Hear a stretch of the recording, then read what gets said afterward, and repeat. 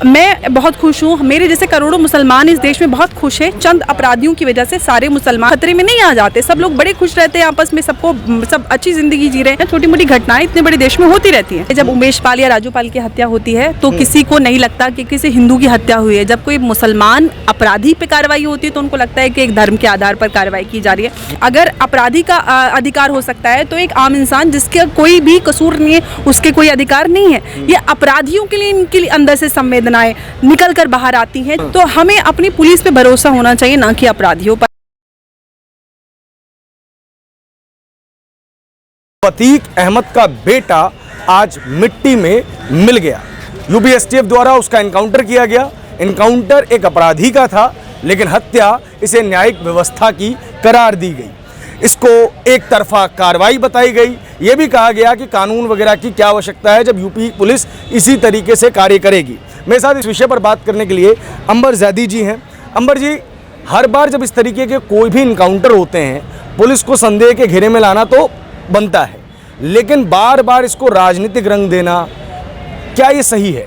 देखिए, अगर समाजवादी पार्टी की बात करें तो उनकी तरफ से इस तरह का अखिलेश यादव की तरफ से बयान आया कि ये धर्म के आधार पर है, या फिर हम असदुद्दीन ओवैसी की बात करें, मायावती, तीनों के ही बयान आए हैं जिसमें उन्होंने यूपी एसटीएफ को शक के घेरे में डाला है और उन्होंने कहा ये जो इनकाउंटर है वो धर्म के आधार पर है। जबकि हम सब जानते हैं कि फरवरी में जब उमेश पाल की हत्या हुई दिन दहाड़े, और वो सारी फुटेज कैमरा की सोशल मीडिया पर वायरल हुई, सबने देखा कि उसमें कौन कौन हत्यारे थे जिन्होंने उमेश पाल की हत्या की। बावजूद उसके जब असद अहमद की इनकाउंटर होता है यूपी एसटीएफ के द्वारा तो ये कहा जाता है कि ये धर्म के आधार पर किया जा रहा है। जबकि हम सब जानते हैं कि एक अपराधी का एक आपराधिक मुठभेड़ में पुलिस के साथ इनकाउंटर हुआ है। ऐसी घटनाएं पहले भी हुई है, लेकिन पुलिस हो या हमारी आप पुलिस तो छोड़िए, अब न्यायिक व्यवस्था पर, सुप्रीम कोर्ट पे, ईडी पे, सीबीआई पे, सब पे सवाल उठाया जाता है। तो आज का जो विपक्ष है उनका ये चरित्र है कि देश के जो संस्थान हैं जिन पर हम बहुत भरोसा करते हैं, आज भी अगर हम सड़क पर किसी से लड़ाई करते हैं तो यही कहते हैं कि तुझे मैं अदालत में देख लूंगा। तो न्यायिक व्यवस्था एक ऐसी है जिसपे हर एक बहुत ही सेक्रेड एक संस्थान है जिसको हम सब मानते हैं, हमारा विश्वास है। हर एक संस्थान पे सवाल उठाना, किसी पे विश्वास ना करना और देश के लोगों में इस तरह का भ्रम फैलाना कि धर्म के आधार पर ये सारी चीज़ें हो रही हैं या ये कार्रवाई की जा रही है, जबकि अपराधियों के खिलाफ इस तरह की कार्रवाई हो रही है। और यूपी की अगर हम बात करें तो न्यायिक व्यवस्था की बात करें या न्याय प्रणाली की बात करें तो यूपी में सबसे बड़ी एक समस्या रही थी इस तरह की। अगर आज आप यूपी में जाकर बात करो तो सबको पता है कि किस तरह से इस पूरे क्षेत्र में सुधार आया है। और ये एक बड़ी वजह रही भी, पिछला जो इलेक्शन रहा उत्तर प्रदेश में, उसमें जो जीत दर्ज कराई योगी आदित्यनाथ, एक रिपीट होने वाले एक पहले सीएम बन गए उत्तर प्रदेश के इतिहास में।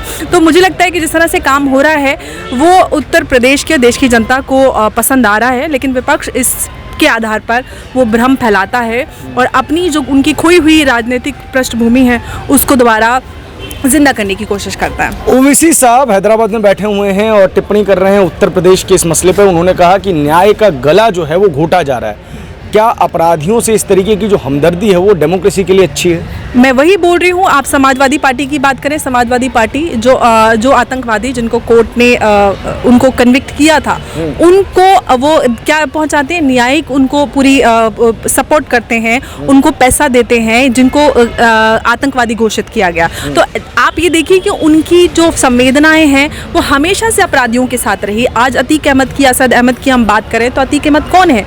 मायावती की बात करें या फिर अखिलेश यादव की बात करें, दोनों ही पार्टियों के द्वारा पोषित ये माफिया हैं, जिन माफियाओं को पूरे प्रजातंत्र के ऊपर लाकर बैठाया गया, जिन्होंने उस प्रजातंत्र को शोषित किया।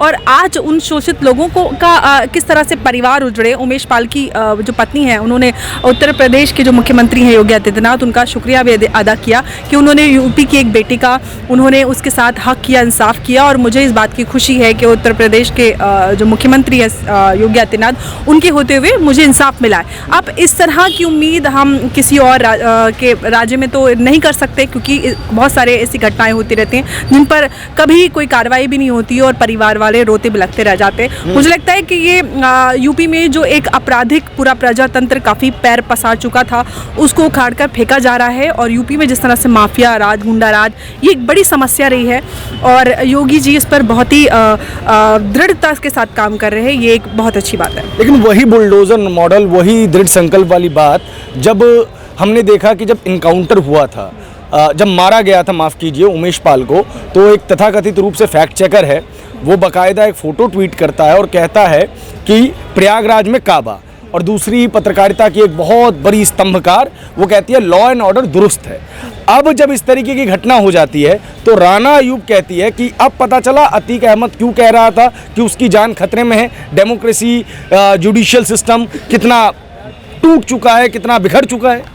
देखिए, ये लोग हमेशा, अब भारत के जितने भी संस्थान हैं, जैसा कि मैं हमेशा कह रही हूँ, वो विपक्षी दल या उनके जो भी समर्थक हैं, ऐसे सो कॉल्ड पत्रकार जो कि विदेशी वो लोग जो भारत के खिलाफ प्रोपेगेंडा करते हैं, उनके दिए गए चंदे पर पलने वाले लोग हमेशा भारत के खिलाफ इस तरह का षड्यंत्र हमेशा सोशल मीडिया पर करते रहते हैं या अपने लेखों के माध्यम से करते रहते हैं। तो ये कोई नई बात नहीं है कि भारत के किसी भी संस्थान पर वो उनका सवाल उठाना या वो किस तरह के प्रोपेगेंडा करते हैं सोशल मीडिया पर फैक्ट चेक के नाम पर, और फिर देश में किस तरह की हिंसा भड़कती है और विदेशी ताकतें भी आ जाती हैं और किस तरह से देश का वो एक तरह से अपमान करने की कोशिश करते हैं। तो ये पहली घटनाएं नहीं है, इस तरह की चीज़ें हैं। और मुझे लगता है कि पत्रकारिता, हमारे देश में जब भी इस तरह की कोई घटना होती है तो freedom of speech and expression का मामला ज़रूर उठता है। मुझे लगता है कि इसका भी एक दायरा तय होना चाहिए। Freedom of speech and expression के नाम पर आप जो दायरे हैं, जो जिम्मेदारी है हर एक देशवासी की होती है, और जो चुने गए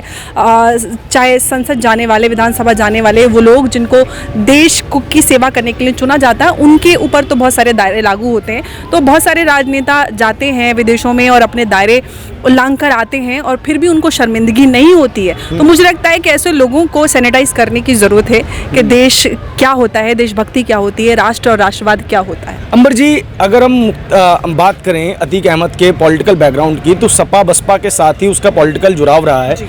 और जो राजू पाल, जिसकी हत्या से ये सारा का सारा प्रकरण शुरू हुआ, उनकी जो वाइफ है वो समाजवादी पार्टी से एमएलए हैं। और उसके बाद या ये अगर एक दृष्टिकोण से देखा जाए तो समाजवादी पार्टी के साथ न्याय हुआ है। समाजवादी पार्टी के जितने भी स्पोक पर्सन्स हैं वो इसको लेकर उग्र हो गए हैं सोशल मीडिया पे। वो कह रहे हैं कि यूपी में तो जो कोर्ट है वो बंद ही कर दो।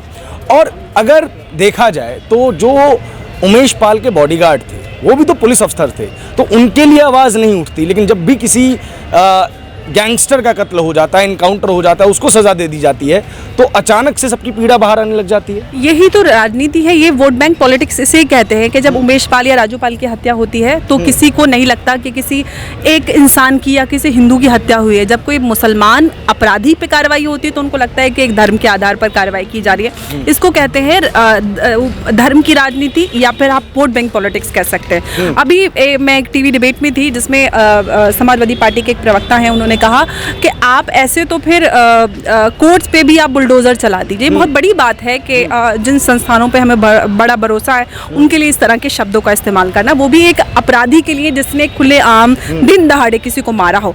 एक आम इंसान या कोई भी मारा जाता है किसी भी विवाद के चलते, तो आवाज़ तो उसके लिए भी खड़ी होनी चाहिए। हर एक, अगर अपराधी का अधिकार हो सकता है तो एक आम इंसान जिसका कोई भी कसूर नहीं है उसके कोई अधिकार नहीं है। ये अपराधियों के लिए, इनके लिए अंदर से संवेदनाएं निकल कर बाहर आती हैं, चाहे कोई आतंकवादी हो, चाहे कोई अपराधी हो, माफिया हो, हमेशा इनके लिए संवेदनाएं हमेशा अपराधी के लिए निकल कर आती हैं। ये यहाँ पर आपको चरित्र समझने की ज़रूरत है कि ये किस हद तक गिर जाते हैं अपनी राजनीतिक रोटियां सेकने के लिए कि इनको अपराधी में और एक आम इंसान का फर्क भूल जाते हैं। यही लोग हैं मुझे कहते हैं कि भारत सेक्युलर है, भारत लोकतंत्र है और यहाँ पर संविधान से सब कुछ चलता है। अगर संविधान से चलता है तो फिर संविधान की नज़र में तो कोई भी हिंदू मुसलमान नहीं है। जितनी भी हमारी धाराएं हैं वो कि हिंदू मुसलमान देख के तो नहीं बनी है, सिवाय मुसलमान महिलाओं को छोड़कर उनको डिस्क्रिमिनेट किया गया है। तो ये एक बहुत ही दुर्भाग्यपूर्ण बात है कि इस तरह की चीज़ें बोलकर जो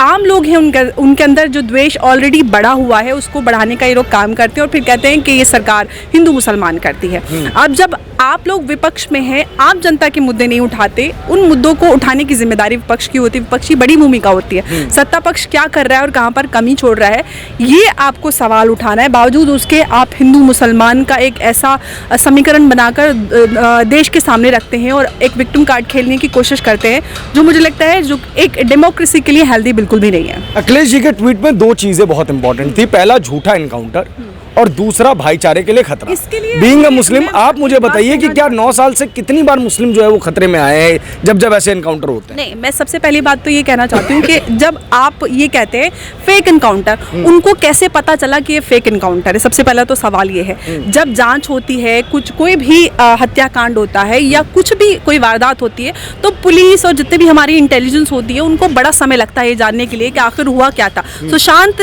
सिंह का केस आज तक सीबीआई किसी नतीजे पर नहीं पहुंच पाई, लेकिन अखिलेश यादव जी को पहले से पता है कि ये फेक इनकाउंटर है। इनफैक्ट पहले से ही इस तरह की चीजें, अफवाहें उत्तर प्रदेश में उड़ाई जा रही थी कि अतीक को योगी सरकार या योगी मारने वाले हैं। तो ये वो लोग वो हैं कि अफवाहें फैलाकर लोगों में डर पैदा करते हैं और डर के आधार पर लोगों को इकट्ठा करके राजनीति करते हैं। द्वेष फैलाओ, डर फैलाओ और राज करो। तो ये एक बहुत ही ओछी और गिरी हुई राजनीतिक स्तर है जो कि ओवैसी में भी नजर आता है। चाहे अखिलेश की बात करें, ये सब इसी तरह की बातें करते हैं जो कि बहुत ही, मुझे लगता है, बचकाना है। आप बड़े नेता हैं, बहुत ही सक्षम हैं, एक बड़े पद पर हैं, आपको इस तरह की बातें शोभा नहीं देती कि आप इस तरह के झूठ फैलाएं और इस तरह की भ्रामक बातें आम लोगों तक पहुंचाते हैं, जो कि मुझे लगता है बिल्कुल भी सही नहीं है। लेकिन आप जनता समझने लगे। एक चीज़ और बताइए, असद जो कि अतीक अहमद का बेटा है, उसका इनकाउंटर होने के बाद क्या भाईचारा खतरे में पड़ गया? भाईचारा खतरे में से कैसे पड़ेगा? वो तो कह रहे हैं ना, वो चाहते हैं कि पड़े। ये एक रिवर्स साइकोलॉजी होती है कि आप जिससे जो करवाना चाहते हैं उसका उल्टा कर दीजिए ताकि वो वैसा ही होने लग जाए। तो इस तरह की चीजें वो चाहते हैं कि इस तरह का हो जाए कि अरे वो एक गडरी वाला स्टोरी होती थी ना, बचपन में स्कूल में पढ़ते थे हम लोग कि वो गडरिया कहता था भेड़िया आ गया, भेड़िया आ गया। तो ये लोग कहते रहते कि वो भेड़िया आ गया, लेकिन जब भेड़िया आता है ना असलियत में, तो फिर वो भेड़िया सारी बकरियों को चढ़ जाता है और कोई भी मदद के लिए नहीं आता। तो ये जरूरी है कि आप अफवाहें ना फैलाएं। देश की जनता बहुत समझदार है और आजकल का तो दौर ऐसा है, सबके हाथ में मोबाइल फोन है, सब लोग जानते हैं कि उनके अधिकार क्या हैं, दुनिया भर में देश में क्या हो रहा है। तो ऐसे में आप जनता तक सही चीज़ें पहुंचाएं, उनको भ्रमित ना करें, उनको उनके अधिकारों से दूर ना करें, और ख़ास तौर से देश के लिए, हमारे देश के लिए एकता, अखंडता जो हमारे देश की सबसे बड़ी पहचान है, या हम विभिन्नताओं की बात करते हैं, तो वो एक रीज़न से है, एक वजह से है। सदियों से भारत विभिन्नताओं वाला देश रहा है। भारत एक सेक्युलर देश आज से नहीं है, जब से भारत आज़ाद हुआ था। भारत हज़ारों सालों से सेक्युलर रहा है, ये भारत का चरित्र है सेक्युलर। तो आप उस पर सवाल उठाकर ये ना कहें मैं बहुत खुश हूँ, मेरे जैसे करोड़ों मुसलमान इस देश में बहुत खुश हैं। चंद अपराधियों की वजह से सारे मुसलमान या सारे हिंदू खतरे में नहीं आ जाते। सब लोग बड़े खुश रहते हैं आपस में, सब अच्छी ज़िंदगी जी रहे हैं। छोटी मोटी परेशानियाँ, छोटी मोटी घटनाएँ इतने बड़े देश में होती रहती हैं। असामाजिक तत्व किसी भी समाज के लिए बहुत बड़े खतरा होता है। हमें फंडामेंटल राइट्स मिले हुए हैं, तो हमारी कुछ फंडामेंटल ड्यूटीज़ भी हैं। बहुत सारे लोगों का मैं ट्वीट देख रहा था जो ये कह रहे थे ना जांच हुई, ना कोई कार्रवाई हुई, सीधा फैसला, यानी कि इनकाउंटर कर दिया गया। वो लोग जब इस तरीके के अपराध होते हैं तो उन लोगों को पुलिस रिमांड में जाने की या पुलिस के सामने सरेंडर करने की अपील ये लोग क्यों नहीं करते? क्योंकि लगभग महीने से ऊपर पुलिस ढूंढ रही है। बिल्कुल फरवरी की ये घटना है, फरवरी के बिल्कुल अंत की। लेकिन वो जो एसटीएफ का कहना है और पुलिस का कहना है, उनका कहना है कि वो अपने पिता और अपने चचा को पुलिस कस्टडी से भगाने की साजिश रच रहा था और उसी के चलते वो मारा गया। तो हमें अपनी पुलिस पे भरोसा होना चाहिए, ना कि अपराधियों पर। आप अपराधियों पे भरोसा करते हैं, ये बड़े अफसोस की बात है। और हम सब जानते हैं, सबने देखा था कि वो अपराधी है, उसने सरेआम एक व्यक्ति की हत्या की थी। तो आपको ऐसे हत्यारों के साथ पहले ही उनसे अपील करना चाहिए था कि आपको कानून के आगे सरेंडर कर देना चाहिए, और जो भी कानून सजा देगी आप वो सजा भोगिए। आपको अनोखी नहीं है कि आप राहुल गांधी कहें कि हम गांधी हैं तो हमको सजा नहीं मिलेगी, या आप अतीक अहमद के बेटे तो आपको सजा नहीं मिलेगी। जब सेक्युलर देश है, सब बराबर हैं, तो अगर आप अपराध करें तो आपको सजा भी मिलेगी। आपको स्पेशल ट्रीटमेंट क्यों मिलना चाहिए क्योंकि आप माफिया हैं, क्योंकि आपके दादा परदादा बहुत अमीर थे? तो मुझे लगता है कि ये बहुत ही गलत मानसिकता है और इसको अब बदला जा रहा है, जो कि रास नहीं आ रहा है। चलिए एक अंतिम सवाल, चूंकि मैं जानता हूं कि आप रोज़े में हैं और आपको जल्दी से घर पहुंचना है और कहीं और भी पहुंचना है। मैम, एक बहुत बड़ा प्रश्न उठता है इस समय पे कि देश के अंदर फेडरल स्ट्रक्चर है, कॉन्स्टिट्यूशन है, बहुत अलग अलग इंस्टीट्यूशंस हैं जिनके ऊपर बहुत ज़्यादा जिम्मेदारियाँ हैं, लेकिन इन्हीं इंस्टीट्यूशंस का इस्तेमाल करके मुख्तार अंसारी डॉन बना है। वो डॉन बनने के बावजूद मेंबर ऑफ पार्लियामेंट भी बना, लॉ मेकर भी बना, अतीक अहमद भी लॉ मेकर बना। एक चीज़ कही जाती है कि अगर जस्टिस में देरी हो तो जस्टिस बहुत दूर चला जाता है।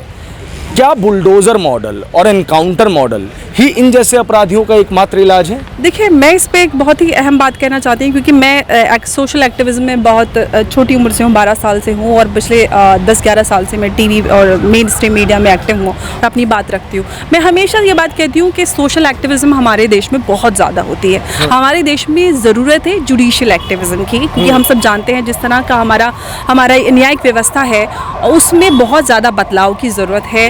कानून बहुत ज़्यादा लचर हैं, कॉम्प्लेक्सिटीज़ बहुत ज़्यादा हैं, जिसकी वजह से पेंडेंसी ऑफ केसेस बहुत ज़्यादा हो जाती है, जजेस की बहुत ज़्यादा कमी है। हमें हमारे देश के हिसाब से एक कानूनी व्यवस्था की ज़रूरत है, जिसकी वजह से इस तरह के जो लोग हैं वो उनकी संख्या बढ़ती है, आपराधिक मानसिकता को और उनको और ज़्यादा प्रबल हो जाती हैं, या फिर लोगों का कानून से भरोसा उठ जाता है और वो कानून को अपने हाथ में ले लेते हैं। तो ये बहुत ज़रूरी कदम है, जिस पे मुझे लगता है बहुत ज़्यादा गहन चिंतन, और जितने भी इस तरह के थिंक टैंक्स हैं या इस तरह की जो ऑर्गेनाइजेशंस हैं उनको बड़े और अहम कदम उठाने की ज़रूरत है। बुलडोजर सही है अभी के? मैं जितनी कि जो यूपी में बुलडोजर एक्शन हुआ वो सारी चीज़ें तो कोर्ट पे प्रूव हो चुकी हैं कि जो कुछ भी हुआ वो कानूनी दायरे में हुआ है। तो ऐसा तो कुछ भी नहीं हुआ है कि जो कानून के दायरे से बाहर निकल कर या कुछ लॉ के अगेंस्ट जाकर किसी भी कानून की अवहेलना करते हुआ। तो ये सारे मामले तो बहुत पहले से उठे हैं, और जब कोर्ट में मामला गया तो कोर्ट में प्रूव हुआ है कि कानूनी दायरे में सारी चीज़ें, जितनी भी प्रतिक्रिया या क्रिया हुई, कार्रवाई हुई,